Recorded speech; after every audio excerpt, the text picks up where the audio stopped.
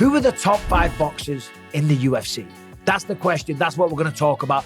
And I'm going to give you a list of my top 5. Let's be honest, boxing versus MMA, that's kind of a hot topic right now because of Francis Ngannou. He's going up against the Gypsy King Tyson Fury, Saudi Arabia, later this year for loads of dosh. Everyone's going to get paid. No bags have been fumbled. Apparently Ngannou is going to walk away $30 million. So God bless that man. Good for him. And if he can go out there against the Gypsy King, if he can get the job done, if he can get the win in any way, shape or form, he will then be known as one of the greatest boxers of his generation at heavyweight. Let's be honest, it's a tall ask. It's a tall order. But if anyone's big enough for the job, it's the Predator. Now, this isn't the first time that we've seen this. Of course, you know where I'm going. 2016, Conor McGregor, the notorious one, going up against TBE, the best ever, Floyd Mayweather in the money fight. And lots of money was made. Conor walked away with over 100 million. Floyd Mayweather closer to 400 million. It was ridiculous. But the fight wasn't ridiculous. Conor McGregor actually did pretty well.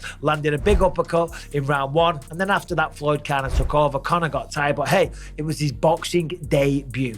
Conor McGregor, let's be honest, one of the best boxers on the UFC roster. He's always used his hands to get the job done. Knocked out people like Chad Mendes, Eddie Alvarez, Jose Aldo in 13 seconds. But still, that was a long time ago. And that's old news. We're talking now today. Who are the best boxers in the UFC today? Let's get this show started. Alexander the Great Volkanovski, 26-2 with 13 knockouts and yes, 1 professional boxing fight. Now, Alexander Volkanovski, as we know, is the pound-for-pound #1 right now. And that was on display at UFC 290 when he took out Yair Rodriguez, okay? Took him down to start. Then Yair Rodriguez figured out how to stop the takedowns, kept the fight on the feet, but be careful what you choose because now he's going to fight Volkanovski on the feet. And what did he do? He finished him. And it all started with a beautiful right hook. That's the one that did the damage. That was the onset of the onslaught, which brought the finish.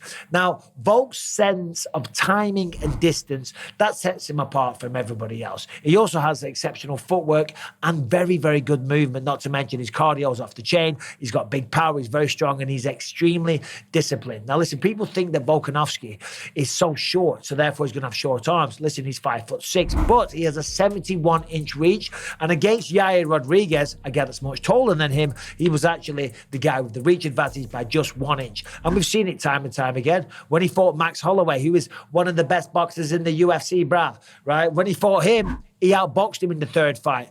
Fights 1 and 2, they were close. Round 3, he set himself apart, and it was predominantly done with the hands. And I guarantee you right now, if Alexander Volkanovski went over to the boxing world, he could beat a lot of fighters. Next up, the big man, Sergey Pavlovich, 18-1 in mixed martial arts, and every single one of them was caused by those massive thunderous fists. Now, Sergey Pavlovich, this man is a monster, okay? All of his opponents, other than his debut against Alistair Overeem, where he lost by TKO, other than that, he's smoking everybody. And we're talking big names, Curtis Blades, Derek Lewis, Tai Tuivasa. This man just needs one connection with his hands and you are going to sleep. Now, you combine that with everything else that he's done. He's done Sambo, he's done Kung Fu, he's done mixed martial arts. That's why he fights in the UFC. But make no mistake, if that man crossed over to boxing right now, I tell you, I guarantee it, he would knock out a lot of people. He's a finely tuned athlete. He's very disciplined. He's still young, and man, the power is second to none. And listen to this. The man is extremely active. He lands an average of 9 power punches a minute. That's more than Justin Gaethje and Max Holloway, who's known for his crazy output. And he averages more knockdowns per minute, 6.3 by the way, than anyone else in UFC history. So there you go. I mean, with those stats alone, that clearly makes the case. This man could be a tremendous boxer. Okay, moving on to the Hawaiian, Max Holloway. Max blessed Holloway. Maxi baby, the best boxer in the UFC, brah. He really is. I mean, he's incredible. Is he the best boxer? I don't know, but he's certainly got the most numbers. 24-7 in mixed martial arts, 10 KOs, a long-time featherweight champion, and an absolute legend of the sport. Now, he shattered the record for the most significant strikes landed in UFC history with 3,122. That is double what I landed. I used to hold that record. I landed 1,567 in my career, and Max Holloway is leaving me in the dust. He's making me look stupid. Max, with his striking, the way he switches stances, with the straight shots that he uses, and the toughness, the chin that he has, you very rarely see Max Holloway even get wobbled. And that's how he does it. He overwhelms his opponents with insane volume, fantastic technique, and he cuts beautiful angles and throws a great variety of punches. And then on top of that, he believes in himself. I keep saying, I'm the best boxer in the UFC, brah.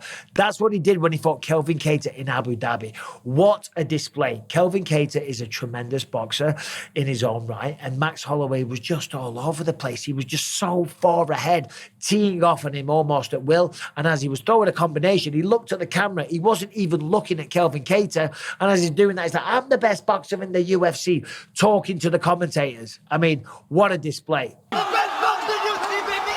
And when you look at his background, it's no surprise. He was a kickboxer in his teenage years. And given his takedown defense, which is 84%, he knows how to keep the fights on the feet. Max Holloway, take a bow. Next on the list is Dustin the Diamond Poirier, 29-7 with 1 no contest. And this man is just a fan favorite from everybody. Now, a lot of people, they would think of Dustin Poirier when you talk about the best boxing in the UFC right now. He has the respect of the boxing community. He's sponsored by Everlast Gloves, for crying out loud. And it's his boxing that has led to the 2 biggest wins of his career. Poirier's had beaten many people. He's one of the most exciting fighters we have, one of the most technical. And the first time that he beat Conor McGregor in Abu Dhabi, when he put him to sleep, it was all the hands. My foot was a balloon. Just phenomenal. He's got excellent power, excellent timing, even against Michael Chandler. Boom, boom, boom, covered up, bang, unload, countered perfectly. I mean, this man is beautiful to watch. And of course, he's also got a win over Justin Gaethje, who's one of the most exciting fighters. He's the human highlight reel, and he beat him predominantly with the hands. Of course, it was a mixed martial arts contest. Now, unlike a lot of fighters on this list, he doesn't beat his opponents by overwhelming them with volume. No, he's very strategic and he's very technical. And also, if you look at his fight versus Max Holloway, who's on this list as one of the best boxers, he beat him with the hands, but he didn't do it by volume. He did it by landing the bigger shots. He landed way fewer shots, but he landed the crisper, more effective shots, and he doesn't waste punches. He's very economical. You put all that together, and of course, Dustin Poirier had to be on this list. And the final person on this list, and by the way, this isn't in order. These are just 5 people that I think are the best boxers right now. We have Spain's own Ilia Topuria, undefeated, 14-0 in mixed martial arts, and I love watching this man fight. Now, he's beaten some tremendous fighters along the way. For example, Bryce Mitchell, who was undefeated in his own right. Now, granted, there was some takedowns used along the way, but the hands, as always, are on display, and they're beautiful. He is so precise. The way he moves in and out of range, the footwork is fantastic. The combinations that he puts together are incredible, and that is why I am excited, because he should be the next person to go up against the pound-for-pound #1, Alexander Volkanovski, the man who I talked about at the start of this video. Okay, now that will be an incredible fight if it goes ahead. You never know. Volkanovski may go off and fight Islam Makhachev again, but if he doesn't, he's the next man in line. And when we talk about volume, that's all well and good, but you need accuracy as well. And he has a 67% striking differential. That means he hits his opponents 3 times for every 1 time that they hit him. That fight will happen down the line. Volk doesn't duck anyone, and Topuria, he's not afraid of anyone. But there it is. There's 5 guys in the UFC that I think could do very, very well in boxing. I could have done well. I think a lot of people on the UFC roster would do very well at boxing. Sure, when we're doing mixed martial arts, we have a different style, okay? And boxers would look at that and critique it and say that's wrong, the way they stand, the way they move. But remember, we're trying to block kicks. We're trying to stop takedowns. We're trying to fight off clinches and use the fence and all these kind of things. When you put all that together, you do have to adjust your style. But when you are boxing only, and a lot of mixed martial artists do strictly boxing sparring rounds as well, we can do very, very well. We can mix it up with the best of them. So there it is. There's 5 UFC fighters who would do very well in boxing. What do you think about the list, and who else do you think should be on there? Subscribe, ring the bell, and thank you for watching.